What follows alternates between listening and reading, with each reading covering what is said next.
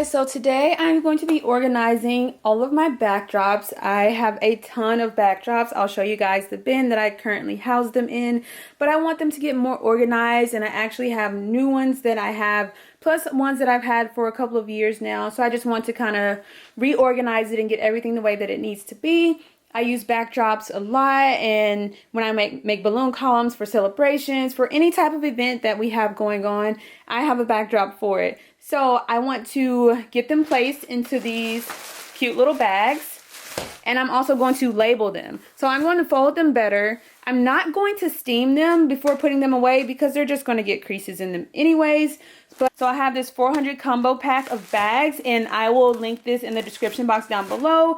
These bags come in 4 different sizes, 100 in each size, so I can use larger ones when I need them, smaller ones when I need those. So definitely check out the link that I will have below. This is great for organizing not only backdrops, but a lot of my other crafts. I also have greenery and tulle and stuff like that I can organize into separate bags and also protect it so that it doesn't get dusty or dirty or anything like that. So I think that's awesome, and look at how thick this pack is. I'm just going to fold, organize, label, and stack. All right, let's get started. 6x9, 8x10, 9x12, and 11x14. Those are the different sizes. For most of these backdrops, they're more than likely going to be in the 11x14, but some that are smaller or thinner, I will put in the 9x12. That's why I got multiple sizes depending on the backdrop and how neatly I am able to fold it. I'm going to determine the size of bag I use. Anything you see in this video, I will link it down below so you guys can check out my link and grab what you like. So I have backdrops that are different materials. I have this kind of thinner material, and then I have actual fabric. And I just want to have them all packaged in plastic separately, like I said, to kind of preserve them and to keep them looking nice. I do reuse them, and sometimes it's not until a year later. So say I have a fall backdrop, I'm not going to use that again until the following fall, but I want it to stay nice and neat until then. I don't fold them a specific way. I usually just fold them in half and then in half again to start off. And then once I get that initial fold, then I kind of try to look at the creases to minimize any additional creases. Now sometimes there's no way to avoid additional creases. It just happens, and you just have to straighten them out when you use the backdrop. But when you can avoid it, I try my best to.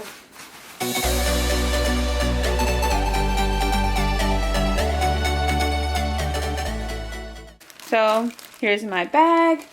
I'm actually going to fold this once more.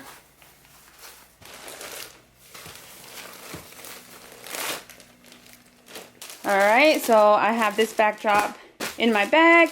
Nice and neat. There is a little extra space. That's okay. I will just like fold it back or whatever I need to do.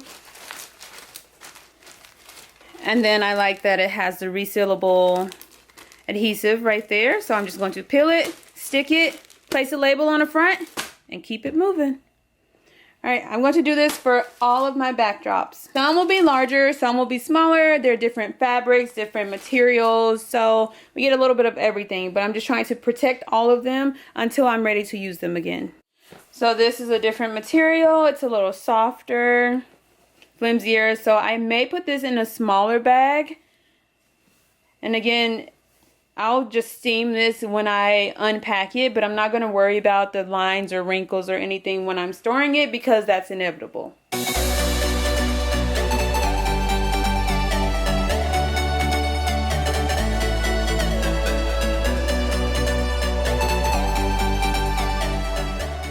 So as you see, this material is like a thicker, softer, velvety material, which I really like. It just makes really great picture backgrounds. But some of the other ones, the thinner material, it is a little swishier, which is fine. Sometimes the patterns are so cute that they are well worth the extra hassle, but these are just much easier. They're softer. I can just steam them and we are good to go.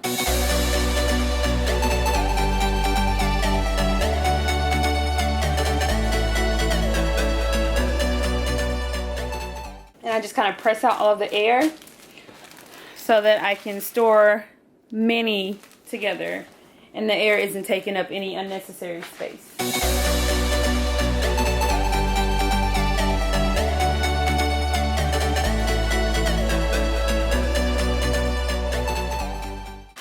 So I'm just going to continue doing this for all of my backdrops, folding them, placing them in bags, sealing them, and adding a label to the front.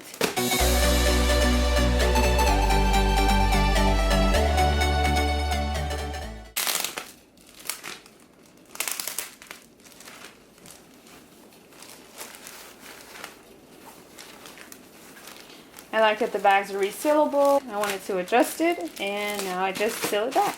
So sometimes I add in leaves or other greenery, and I'm going to organize all of my greenery in a separate video because I have so much of it.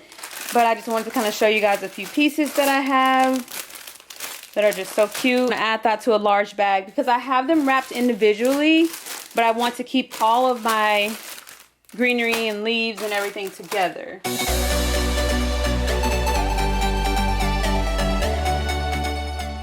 I have some with stems, some flat ones, and then I have little eucalyptus leaves, which are so cute. I have other decor that I add to backdrops. I will show you those as well. I have so much that I can show you guys. So I'm going to continue filming these videos, showing you guys how I organize all of my crafts. But we are going to just move right along.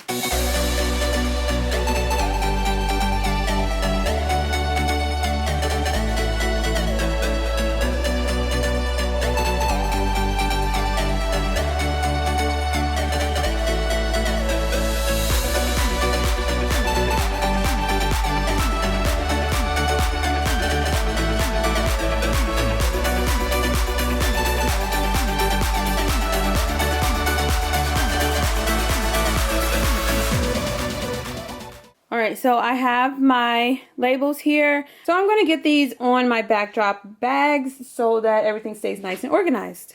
Place my label in the front bottom. I'm going to get the rest of my packages labeled and show you what it's looking like.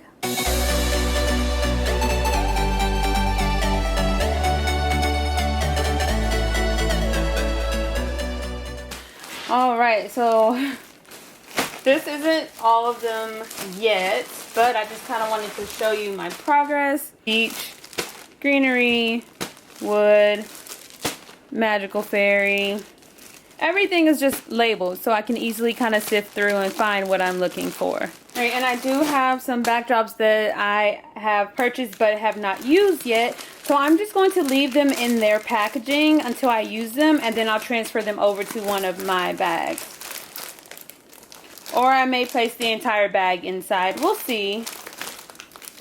But yeah, so I have everything labeled. I'm just going to get it packed away into a bin.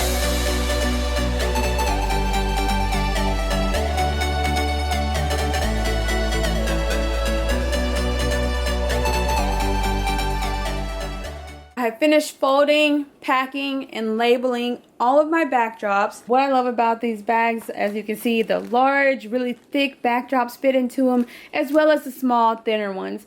And I can adjust the size as needed.